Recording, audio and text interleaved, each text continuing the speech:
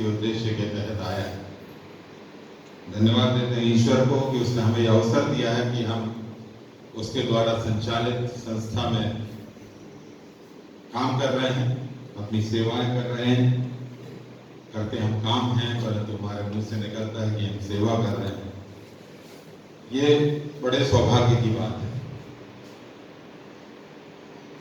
जो आज का स्क्रिप्चर पढ़ा गया, जवान अपनी चाल को किस उपाय से शुद्ध रखे। मैं सोचता हूँ यहाँ जितने लोग बैठे हैं, इंक्लूडिंग भी, हम सब जवान हैं और बहुत महत्वपूर्ण बात है अपने चाल चलन के प्रति सजग रहना। आइए प्रार्थना। सर्वशक्तिमान पिता परमेश्वर, आपके पुत्र हमारे मुक्तिदाता प्रभु यीशु मसीह के नाम से आपके चरणों के नजदीक आता हूं। पिता, धन्यवाद देता हूँ आज की सुबह के लिए। पिता परमेश्वर, मैं एक बहुत निर्बल पात्र हूँ पिता, अच्छी बातें मुझसे बन नहीं पड़ती। पिता परमेश्वर, मेरी कमजोरियां आप जानते हैं पिता, और मैं भी जानता हूँ। पिता परमेश्वर, इस योग्य नहीं कि यहाँ आकर आपके वचन की व्याख्या कर सकूं या खोलकर लोगों के साथ शेयर कर सकूं, पर पिता परमेश्वर मैं जानता हूँ कि आप पत्थर को भी पिता रोटी में बदल सकते हैं और आप निर्बल इंसान को भी पिता बहुतायत से अपनी महिमा के लिए इस्तेमाल कर सकते हैं। इसीलिए अपने आप को आपके समर्थ हाथों में समर्पित करता हूँ पिता। मेरी जुबान को, मेरे विचारों को, मेरी बोली को नियंत्रित करें पिता, और आज इस झुंड से आप जो बात कहना चाहते हैं पिता, मुझे माध्यम के रूप में इस्तेमाल करें।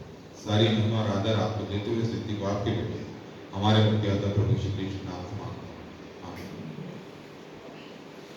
जो गीत अपन ने गाया में, मुझे नहीं मालूम था कि बच्चे ये गीत गा रहे हैं। मेरा बड़ा फेवरेट गीत है, नीले आसमान के पार जाएंगे मेरा यीशु रहता हूं। कहीं ना कहीं जो सब्जेक्ट है वो भी थोड़ा बहुत उससे कनेक्टेड है, थोड़ा बहुत क्या उसका साथ जो भी है।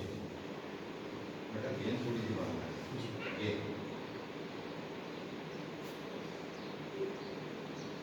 आपके सामने पढ़ा गया, जिसमें ये इस बात पर जोर डाला गया है कि हमें अपने आप को शुद्ध रखना है और परमेश्वर की जो आज्ञा और शिक्षा है उस पर अपना ध्यान लगा के रखना है।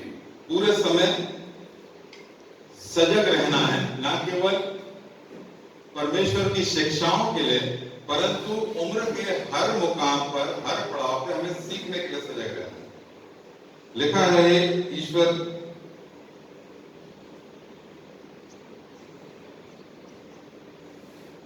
बारहवें पद में लिखा है, यहोवा तू धन्य है, मुझे अपनी विधियां सिखा।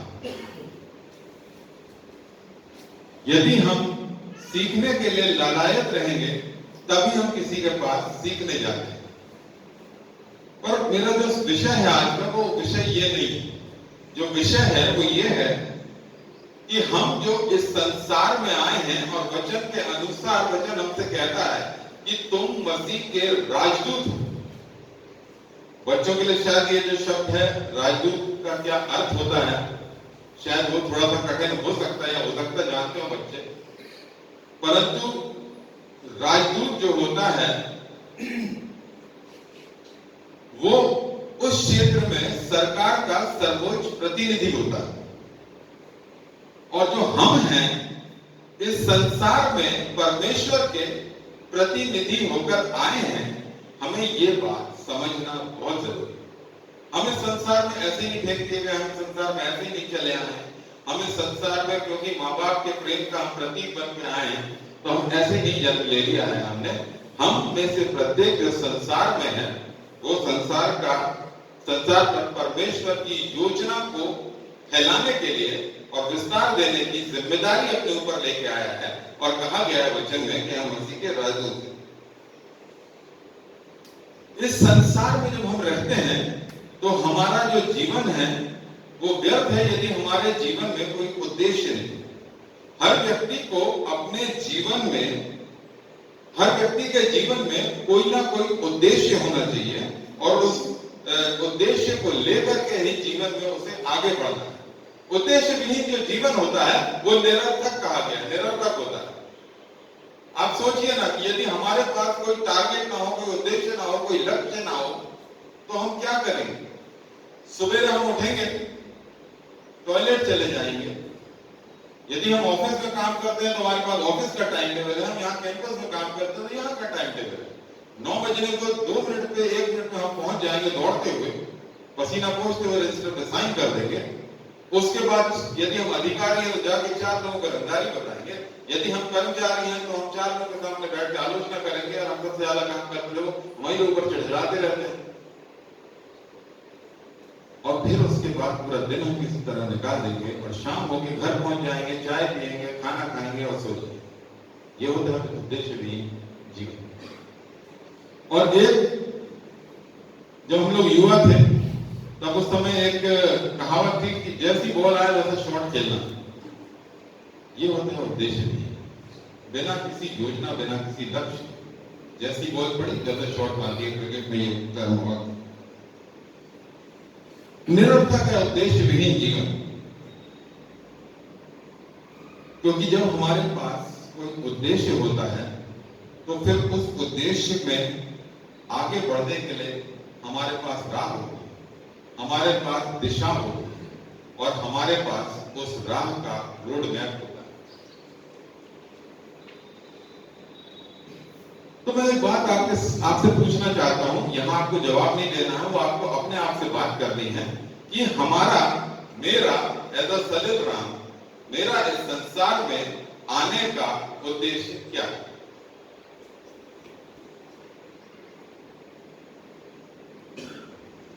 अक्सर क्या होता है कि हम यहां चुप कर बैठते हैं। बहुत से लोगों से जब चर्चा होती है तो वो अपने परिवार की जो पृष्ठभूमि है उसकी बातचीत करने लगते हैं, उसकी चर्चा करने लगते हैं कि हमारे पिताजी ये थे, हमारे दादा ये थे और हमारा ऐसा था और हमारा वैसा था। क्या होता है कि जो हम सोचते हैं, जो हमारे माता पिता, हमारे जो बड़े लोग हैं वो हमको बता देते हैं कि तुम्हारे परिवार की ये परंपराएं हैं, ये लेगेसी है, ये तुम्हारे परिवार की विशेषताएं हैं और तुम्हें इनको आगे बढ़ाना है। यदि बिजनेसमैन है तो उसको अपने बिजनेस को आगे ले जाना है और आगे ले जाना है। यदि वो काम करता है तो हमारे माता कितनी समर्पित शिक्षिका थी, तुम्हारे पिता कितने समर्पित वकील थे और तुम ये थे और तुम वो थे, तो हमें उसके आगे जाना है, धन संपत्ति को बढ़ाना है। और क्या होता है कि कई बार हम इस धन संपत्ति, मान मर्यादा और वैभव की दौड़ में इस कदर दौड़ने लग जाते हैं कि हम अपने उद्देश्य से, मूल उद्देश्य से भटक जाते हैं। हम इस संसार में आए हैं तो हमें आगे बढ़ना है। जब हम इस संसार में आए हैं तो हमें प्रगति करना है, हमें गुमनामी का जीवन नहीं जीना है, हमको चलना है, आगे बढ़ना है, उत्साह से बढ़ना है और हमें प्रगति करना है, आगे बढ़ना है। परंतु ये हमें ध्यान रखना बहुत आवश्यक है कि हमारी प्रगति का जो रास्ता है वो किस प्रकार का है। क्या हम वचन सम्मत जीवन जी रहे हैं? दौड़ में तो हमें दौड़ना है प्रगति की, परंतु पौलुस की तरह दौड़ना है। बहुत लोग दौड़ में दौड़ते हैं,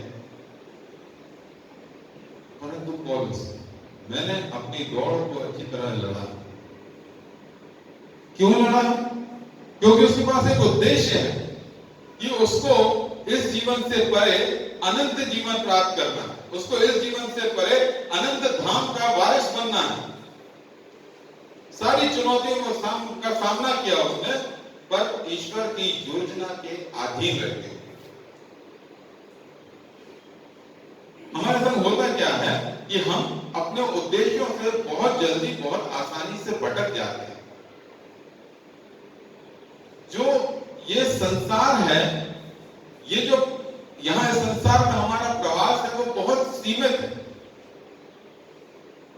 घास के फूल से उसकी तुलना की गई है, बुलबुले से उसकी तुलना की गई है और ना जाने अलग साहित्यों में और अलग अलग साहित्यकारों ने जीवन की तुलना अलग अलग तरीके से करी। परंतु जो सबका अंत में निचोड़ है कि जो हमारा इस संसार में समय है वो निर्धारित है और बहुत सीमित है, और इस संसार के बाद का जो समय है वो अनंत जीवन है। परंतु हम एक कहावत सुनते हैं ना कि जो दिखता है वो बिकता है। हमें अभी अनंत जीवन दिखाई नहीं दे रहा है क्योंकि हम वचन की संगति में नहीं रहते, हम वचन पढ़ते नहीं, और पढ़ते हैं तो फॉर्मेलिटी में पढ़ते हैं। रात को सोने से पहले, सवेरे उठने के बाद कई लोग केवल एक टाइम पढ़ते हैं। मैं सिद्ध नहीं हूं, ये गलती मैं भी करता हूं। तो हमारा जो ध्यान है इस जीवन में हो जाता है कि हमारा घर अच्छा हो जाए, हमारी नौकरी अच्छी हो जाए, हमारे बच्चे अच्छे हो जाए, फिर बच्चे अच्छा पढ़ जाए, फिर बच्चों की अच्छी नौकरी लग जाए। एक बार ये नौकरी लग जाएगी, बच्चों की हमारी जिम्मेदारी पूरी हो जाएगी, फिर हमारे पास एक अच्छा वाहन हो जाए, स्कूटर हो जाए, मोटरसाइकिल हो जाए, फिर कार हो जाए, और फिर और अच्छी सुविधा संपन्न गाड़ी हो जाए, फिर हमारे घर में एसी लग जाए, फिर हमारे घर में आंगन में बैठने के लिए झूला है कि नहीं है, तमाम चीजें। हमारा जो ध्यान है पूरी तरह इसी जुगत में लग जाता है, इसी जोड़ गुंगाण में लग जाता है कि कैसे हम इस जीवन को रिच बना लें, समृद्ध बना लें, और कैसे हम प्रगति करते चले जाएं। और इस प्रयास में जो हमारी दिशाएं हैं वो अक्सर भटक जाती है। वचन हमसे कहता है कि तुम्हारा डेरा सरी का घर एक दिन गिराया जाएगा। इसका अंत निश्चित है और इसके अंत के बाद अनंत। अब ये चुनाव हम करने में बहुत कमजोर है, मैं भी हूं, आप भी हूं, कि इस जीवन के परे जब हम अनंत जीवन में जाएंगे तो क्या वो अनंत जीवन होगा या अनंत मृत्यु होगी? नरक को अनंत मृत्यु कहा गया। वर्णन करने की मुझे आवश्यकता नहीं है नरक की, वर्णन करने की मुझे आवश्यकता नहीं समुद्र की, स्वर्ग की, क्योंकि आप जानते हैं, हमने बचपन से सुना है संडे स्कूल से कि नरक क्या है और स्वर्ग क्या है और कैसा है। पर इस जीवन में रहते हुए हमारी तैयारी क्या है, हमारा उद्देश्य क्या है? इस संसार में अपने परिवार को कंफर्ट देना, इस संसार में अपने आप को कंफर्ट देने के लिए चीजों को अर्जित करना, या सब कुछ हमारी जो सोच है फोकस है इस संसार के प्रति, इस संसार की तरफ, या हम इसके आगे देखिए। आज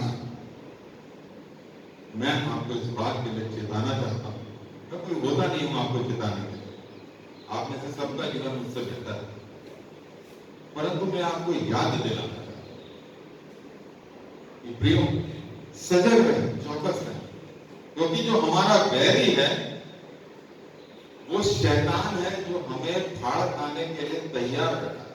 भूखे से जीना है, सावधानी घटी दुर्घटना घटी, ये बात तो सुनी है ना, मैं ऐसी कहावतें यूज कर रहा हूं। एक हल्का सा उदासीनता हमारी, एक हल्का सा हमारी केयरलेसनेस हमें किस पतन की तरफ ले जाती है। एक हल्की सी हमारी कमजोरी, एक हल्का सा हमारा गलत आचरण हमें परमेश्वर से कितनी दूर ले जा सकता है। हमें सजग रहना, चौकस रहना।